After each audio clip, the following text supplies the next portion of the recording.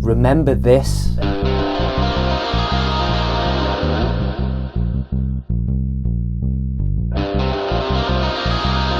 Confusion, frustration and anger around the globe. In 2021, the Liverpool City region combined authority response to tackling racial inequality was the Generation for Change project. In partnership with Curious Minds, they recruited 6 young people to carry out creative research across the 6 boroughs, hosted and supported by 6 Liverpool-based arts organisations. This film shares their experiences and asks, what are the realities of a project like this?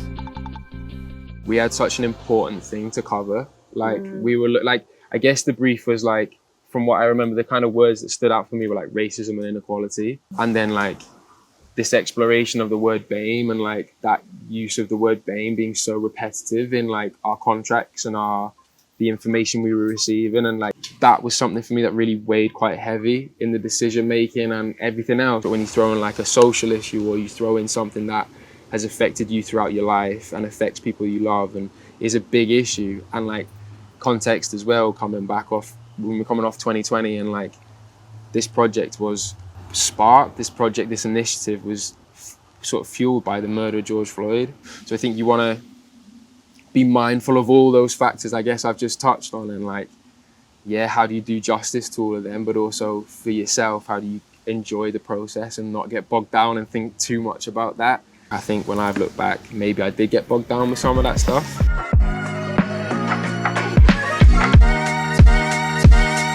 I'm Josh Ramsden.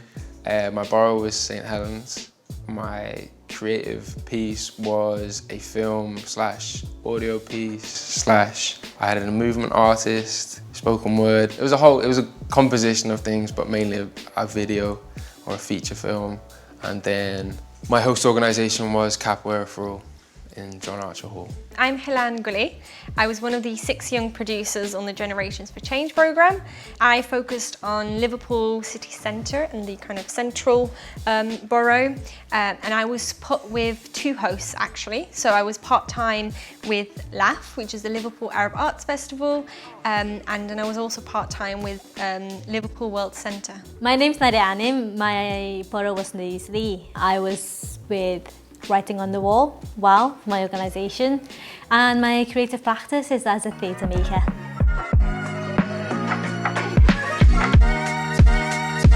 The realities of putting on a project like this, or the project that we've been a part of, like 6 months is a long time to fund someone in employment or fund 6 people in employment and give them a budget and all of this stuff. But I think like the fundamental for me was the changes that the combined authority, the changes that us as members of the community hope to see, and the attitudes we hope to see change, like they take time to invest in, and you have to invest in it. And it can't just be, it can't, from my perspective, it's unlikely to work if you just drop 6 young people from one focal point. As Nadia said, like we all do live within a stone throw of each other.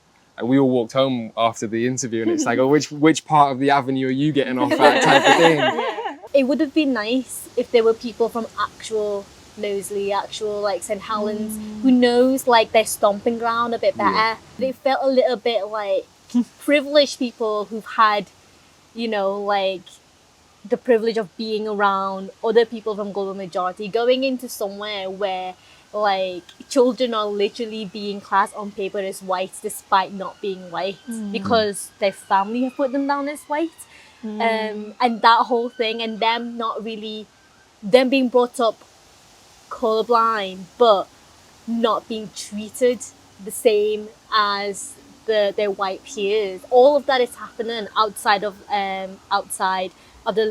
central Liverpool in these other boroughs, and it felt a lot like coming in that my lived experience is so different from their lived experience just because accessibility to things. 6 months sounds like a decent stint of time, but it's really not. You don't really scratch the surface. I found it difficult going into St Helens. Like, I don't know St Helens. Like, I'd never been before. I'm from the south. Like, I was born in Bath. St Helens is a whole different kettle of fish. Like, it really, really is, and there's no other way to put it. Each young producer was placed with a host organisation. The host organisation supported them to network in their borough and complete their creative research project. Because all of our organisations were different to each other, Yeah. they operated differently. And I think because we were attached to these organisations that have their own method, have their own kind of like what you're allowed and what you're not allowed, we couldn't operate at times individually as our own like version of what we want to be as producers. And I think that made it difficult. And I think that wasn't made clear, that they were only meant to guide and tutor. They weren't meant to tell us what to do. Yeah, because our organisations were meant to be as almost like a support system who taught us the skills, but also for someone to go to kind of talk about what was happening. But it was kind of just assumed that you would feel comfortable to do that. But that's not like how you create a safe space. You don't establish it beforehand and say, by the way, this is your safe space. You can't question the safe space that's been allocated to you. Yeah. If it's been allocated to you. No, Do you know what I mean? completely. Where do you go to? I think I got into a little bit of trouble because I contacted the Combined Authority like directly to get the answers as quickly as possible. Because like I remember coming in to our training sessions, asking you, and then you were like, "Well, I was told this," and then you were like, "I was told this," and none of it matched up. Miscommunication. Yeah, so I was like, Huge you know what? problem. I'm gonna draft an email and I'm gonna ask them directly, and I want them to come and meet us so we can talk face to face. I think halfway through the process, we invited the Combined Authority to Talks of TV, and it was all of us. Yeah. Now, I remember there was so much tension. So we invited them over, and we're sitting all in this circle, and it's all very tense. And I think we needed that to have happened quicker. Once you have someone looking at you in the face, there's no emails, there's no back and forth, there's no she said, he said. It's like, what is the answer? And I think we just needed that. And maybe it took us a little while to get to that point where we're confident enough to be like, you need to come into our space now instead of us coming to you, and you need to tell us what we need to do. There needs to be a bit of structure, and I think that's what was missing, the kind of foundation of protecting us. But I think that came from the fact that there were too many cooks in the kitchen, basically. Yeah. And I think you're definitely right. I think a lot of the solution came into place within that meeting, because I think a lot of them were things they didn't consider, because again, like you were saying before, this is the first time they've done work that's more of a social and human aspect. There was tension in the room, and like that's the realities of these projects. There is going to be tension. In that same conversation, I remember it being floated that this is the first human/social project that the Combined Authority's done. Like up until this point, it's the buses and infrastructure, and now they're dealing with something that is like humanizing. It's not like a bus route and planning logistics of a bus and a train is one thing, but like dealing with like systemic racism and like racism within 6 boroughs, not just one borough or one postcode, is like 6. It's a lot. Pilots are great. I think it's great that they moved away into something that's more human. But I think when you're dealing with humans, especially who are people who are traumatized and who are talking to other people who are traumatized, I think maybe it's not something that just having the money is enough to do it.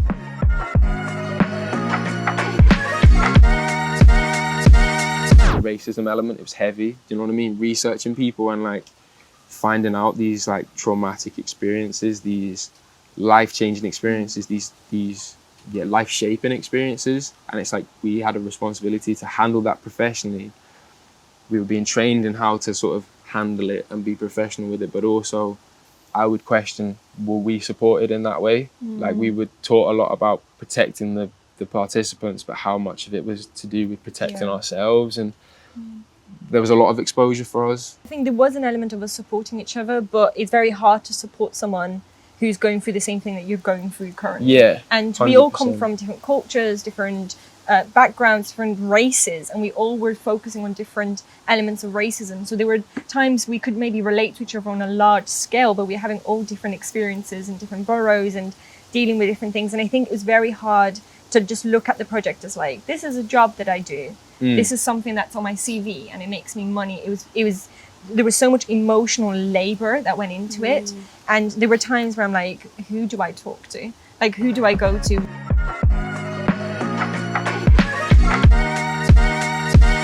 We were different races and different backgrounds and different cultures coming together and learning so much from each other. I was learning how to talk about racism myself, and I was learning what it means to face racism. And yes, it may have kind of planted the seed with the protests happening in 2020 and the death of George Floyd. I think that kind of kick-started my own perspective of like, oh, what is racism? Yeah, to you're me? like deconstructing your whole world. And I mean, never, like, I remember, like, I used to sit there and I would think, if that never happened, and I wish it didn't happen, it doesn't deserve to have happened for this to be the outcome.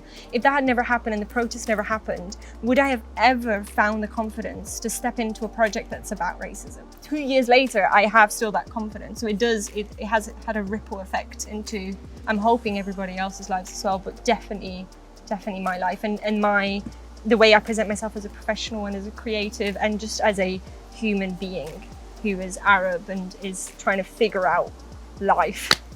So before, I think I felt a little bit like, well, I don't really want to like have to talk about my heritage all the time. Whereas now I see the value in that. Had there been someone that spoke about the heritage as much as I do now when I was younger, I would feel kind of like that it was more possible for me to do this job, more possible for me to have these dreams and these thoughts. Because like when I was younger, there wasn't any of that. We've had a shared experience of what's gone wrong and a shared experience of what's gone right. So hopefully, you know, in an ideal world, if we were to do something similar off our own backs or do something similar in the future, like you learn from it, but also share that with other organisations and other institutions that want to do something similar. Generations for Change will not be the first and won't be the last. There will be other initiatives. This intention of like creating a legacy in terms of a digital content is like going to be really important because we are being honest and we are giving our uncensored opinion, and like I think that's key for these things to actually develop and actually move forward. Tegan Tucana was one of the 6 young producers. Tegan couldn't attend the first session in the Caribbean Centre Garden, but attended the follow-on session in John Archer Hall 2 weeks later. This follow-on session intended to go deeper into the issues and reflections of the young producers and their experiences of the project. My name is Tegan Leilani Lucia Tucana. I'm originally from Essex, but I live in Liverpool. I'm a singer, actor and creative artist, and I researched Halton. I think the biggest thing is organisation. It was just kind of all over the shop, starting with the Liverpool City region. Deadlines and guidelines weren't very clear in terms of even budgeting, like what things belong to us, what things we could spend it on. Things kept changing as well because there wasn't really an official kind of guideline of what to do. So you would hear from another producer, oh, well, it says that I've got this much or I've got this much. And it was really all over the place. So I think organisation could have been loads better. The timescale should have been longer, and I think it should have definitely been longer, but it could have been paid a lot better so that you wouldn't have to get a second job, because that's what I had to do just to be able to pay rent and to survive. Rather than being able to just choose the job and just go forth with it, I had to kind of be realistic and know that I needed a job after the 6 months. So it's kind of a shame to have to choose between putting all of my time and energy into this project and having to also pay rent and eat food and survive. Which I think a lot of artists are having to choose between, especially in the cost of living right now. I think the expectations set by the city region, because I know it was their first community outreach project, and I think they should have done more research, because a lot of the practices that they'll use for things like the buses and the roads and government things like that don't always translate when you're trying to work people to people and within a community, especially a community where it's people of colour. The nuances is different, the experiences that we have are different, so there should have been a lot more training around that and a realistic expectation. There should have also been more training about racial sensitivity and microaggressions, because a lot of us, including me, faced a lot of them in spaces where we did not expect to. Considering this is a project to tackle racism in Liverpool, we shouldn't be set in that situation where we're feeling uncomfortable in a place we thought we'd be safe from that, if that makes sense. Yeah, there's a lot. There's a lot of things. I can't think of them all at the minute.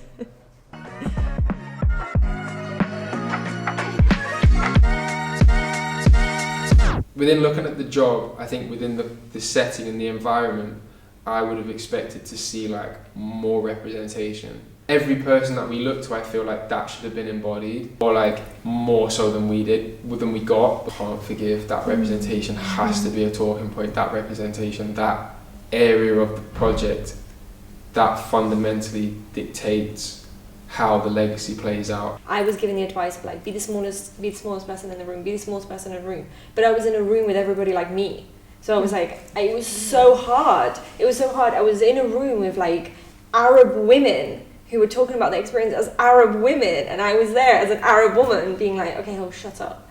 And it was like, it was hard. So I think by the end of it, the kind of scar, or like the thing that I've had to unlearn over the last year, I became so used to like basically not saying anything and representing other people, to the point where I was like, but I was also those voices, and I could have also added something to it. And I think it's hard because I think in the process of not wanting to be exploited, I just kind of like stepped away. There was definitely a lot of focus in the training sessions about distance yourself from this project, don't put yourself too close. Like, I can't not think about myself as a woman of colour if I'm interviewing another woman of colour. And in situations like my focus group where we're talking about our experiences, it helps to talk about my experience specifically as a mixed race woman, so that we can kind of get the ball rolling and kind of open up and have that area of vulnerability, that we trust each other, that we know that we have similar circumstances. But I think it's so interesting how much pressure there was to be very careful about how close you get to your project, be careful about how you're going to be affected mentally.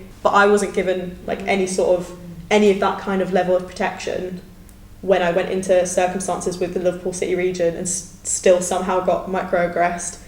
Like, I shouldn't be in a situation where I'm in with someone who's supposed to be the person I talk to about any problems, causing a sort of problem by not being able to tell me and Nadia apart, and not seeing how the way they spoke about the situation, even if it was just an offhand comment, how deep that will affect you.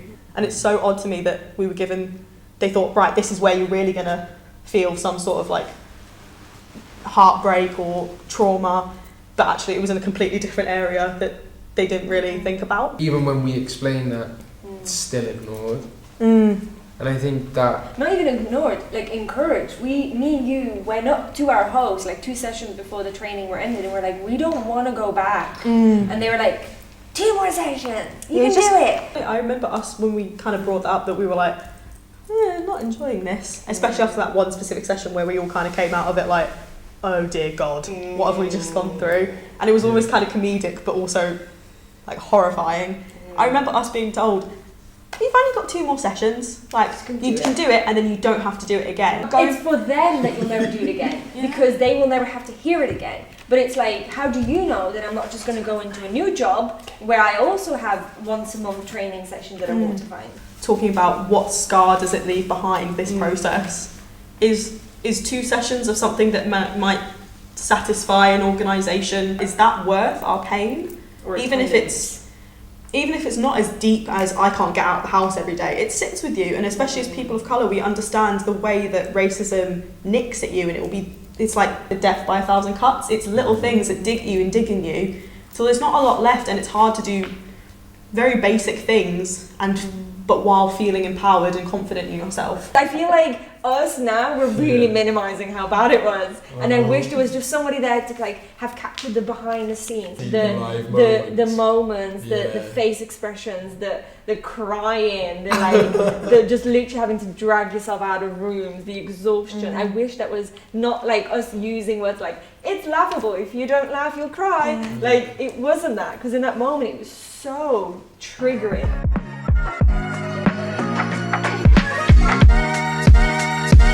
I think things like this need to happen. I think mistakes need to be made in order for things to move forward. And even though there were moments of like real stress and just like confusion, I think, like Helen was saying, that it was the first time for us and it was the first time for them. And I think that's why I think I can forgive it. As long as going forward it's better and it gets better each time. Mistakes were made, and I think as long as those mistakes aren't repeated and as long as those mistakes are addressed, I think all we can do is move forward, because I think otherwise are we just going to sit in regret and sit in like bitterness about it and not try and make things better. If you you were to attempt to organise this kind of project to tackle racism within Liverpool, that if you think you know how it's going to go or how you want to do things, you probably don't. You need to go back to the drawing board, like Nelly said, 1 billion times and keep going over and over it. Be over prepared for every kind of outcome, especially if you're from an organisation that's primarily white.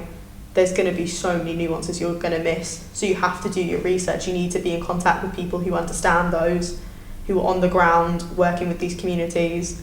You need to do more work than you think you've got time for or effort for. You've got to give it your all, because if you miss out even a little bit, or if you kind of falter, it can have like a disastrous effect on the participants, and it will affect them throughout their lives. So something involving race is such a delicate thing that should be aggressively tackled, but with a level of sensitivity. So just work at it. Keep working. Work at it, take breaks, drink water.